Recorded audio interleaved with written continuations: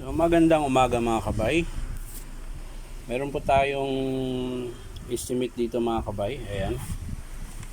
DW810 mga kabay. Yan po yung model niyan. Yan. So ang ano niya po mga kabay, maingay po yung andar. Ayan.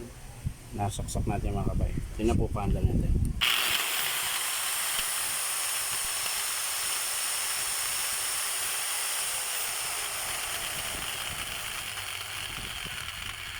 Parang may ginigiling mga kabay. So tingnan natin mga kabay kung bakit maingay siya, kung anong dahilan.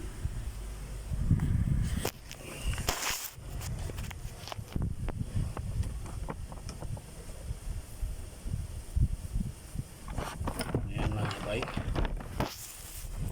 maingay ang kanyang andar mga kabay.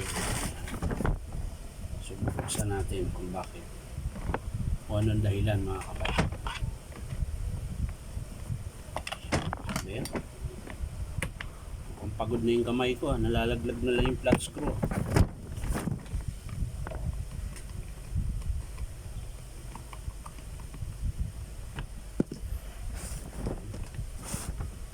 So sikotin natin konti para mailabas yung carbon. Ayan. Yung carbon yung mga kabay, kalahati. Ayan. Kabila, ganun din po mga kabay. Tapos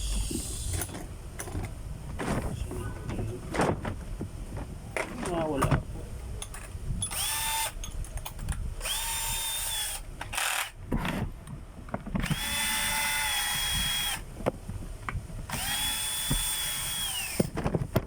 So mga gustong bumili nito mga kabay, yung brand new po nito mga kabay, 2.5, may kasama na pong carbon yun. At may 1-year warranty, parts and service. Sa mga gustong bumili mga kabay, punta lang kayo dito sa T. Alonso 530 T. Alonso, Santa Cruz, Manila, sa Powerman Hardware.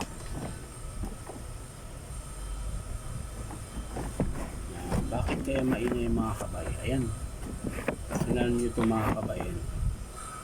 May sayad po yung armature. Ayan, makintab. Dapat to hindi po siya kikintab. Ganito lang po ang kulay niyan dapat.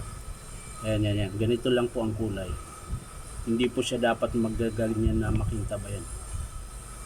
Ang sira niya mga kabay, ito yung bearing na 608. Ayan, oh. Pansin niyo mga kabay, ang lakas na ng palag. Ayan. Ayan. Ayan mga kabay. Ayan, oh. Yun po yung dahilan kung bakit maingay. Saka sumasayad niyo yung armature sa field coil dito. Kasi pag umaandar siya, makapalag na lang.